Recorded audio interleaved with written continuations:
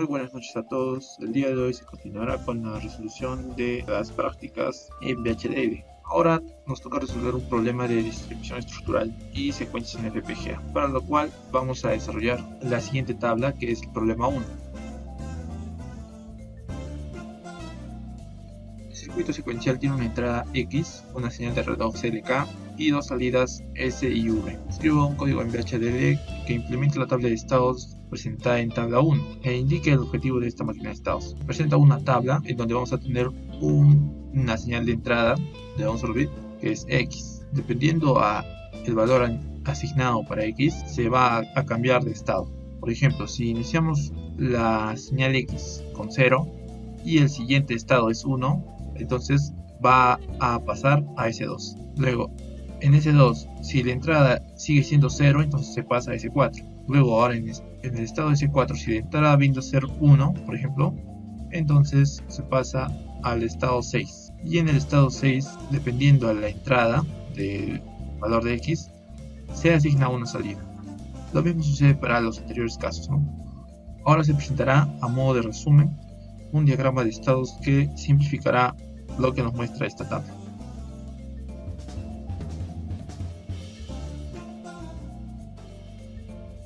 Como se ve de manera gráfica, ya está todo emparejado. Simplemente las líneas de color azul y naranja representan si la entrada viene a ser 0 o viene a ser 1. Y la salida en círculos, si tiene un agujero es 0 y si está completamente de color es 1. Inicialmente esta máquina de estados va a iniciar en el estado S0, por eso que todo parte de acá.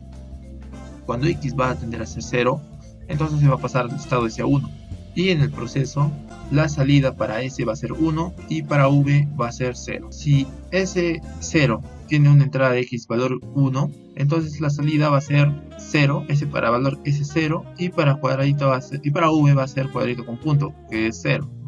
Ahora, en cualquiera de estos estados se va a repetir lo mismo que sucedió acá, llevando así por diferentes caminos según se escoja el valor de entrada X. Una de las aplicaciones que podría usarse esta máquina de estados, ese tipo de ejercicio, como lo que nos pregunta en la práctica, es, por ejemplo, una contraseña en cierto orden.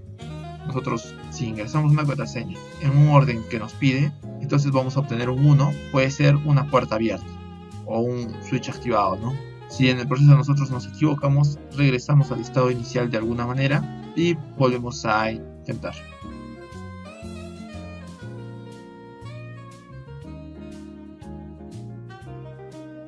Ahora, para el desarrollo en VHDL se presenta el siguiente código.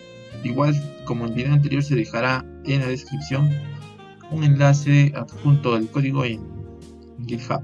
Bueno, definimos nuestra entidad estados. Pero antes de eso, solo vamos a usar la librería de siempre, la stdlogic 1164. No tenemos necesidad de usar la numérica. En el porteo nosotros declaramos la señal CLK y X, que son las entradas de nuestro programa, donde X va a ser el dato que va a controlar las secuencias. S y V son las salidas para cada posición. Estado es un vector que no nos pide el problema, pero lo ponemos para visualizar en qué estado se encuentra cada vez que hace el cambio. Y clear es simplemente una entrada para limpiar todos los estados, ¿no? Y retornar a la posición inicial, que es S0.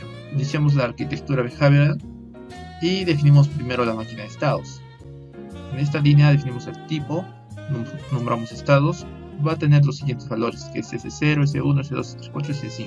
Algo para añadir es que el primer dato que nosotros pongamos en estados es el que es por defecto. El programa siempre va a empezar en esta posición. Luego definimos las señales, que son el estado siguiente y el estado actual. Iniciando después de begin con el proceso 1, lo nombramos así, ponemos que este proceso sea sensible a cada cambio de reloj y que para eso se efectúe un cambio de estado siguiente, estado actual a estado siguiente durante cada flanco ascendente del reloj CLK. Quiere decir, el estado actual va a ser el estado siguiente durante cada vez que suceda un flanco de subida. Una vez definido eso, pasamos al proceso 2, en la que ahora la sensibilidad está en función de la entrada X y el estado actual. Iniciamos primero declarando la función del clear, que va a gobernar sobre todo el código siguiente. Cuando el clear esté activado en 1, entonces el estado que nosotros vamos a visualizar va a ser 0. Las respuestas van a ser 0 y 0 para S y V. Acá todavía no definimos ningún estado, por lo que el programa se entiende a la posición por defecto. Si es que el clear no está activado, entonces se continúa con lo siguiente, lo que sería el case. Si case estado actual está en, y acá preguntamos recién lo que son los estados, ¿no? Y acá es donde se configura de acuerdo a lo que nos pide en la tabla.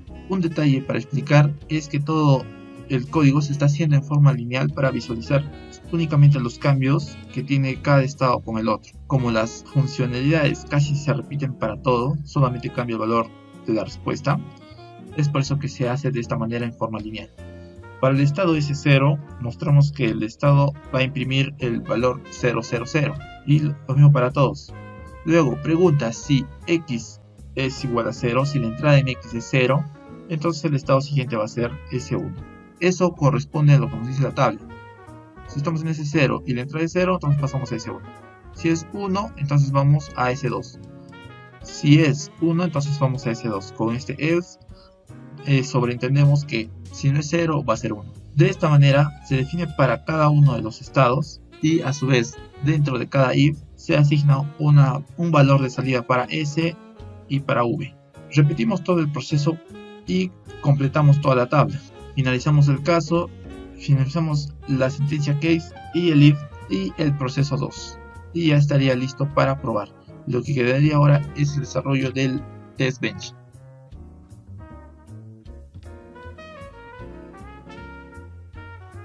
Continuando ahora con el test bench, llamamos al componente estados que definimos anteriormente, luego asignamos las señales de entrada, luego asignamos las señales para la simulación que serían los mismos datos que el porteo, pero con la diferencia de que el valor de clear seteamos con valor 0 como condición inicial y para clocks también, bueno, un valor 1.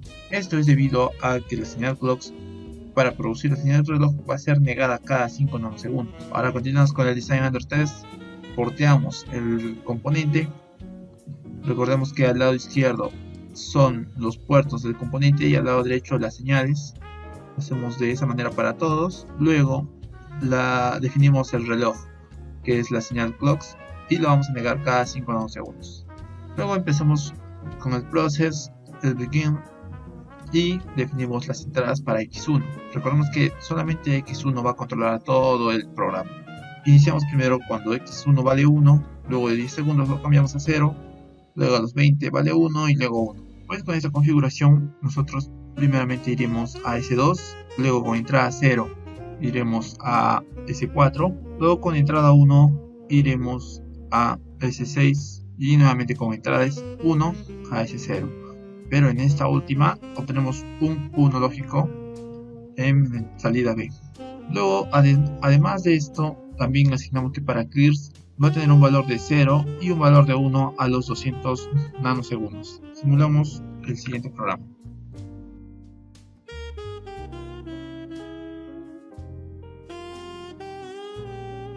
Listo, como podemos ver, el clears es activado únicamente a partir de los 200 nanosegundos. Así vamos a configurar en el test bench. Luego el clock va a cada 5 nanosegundos el cambio. Y recordemos que las actualizaciones de la máquina de estados únicamente son en los flancos de subida del reloj. Por eso que vemos acá las divisiones.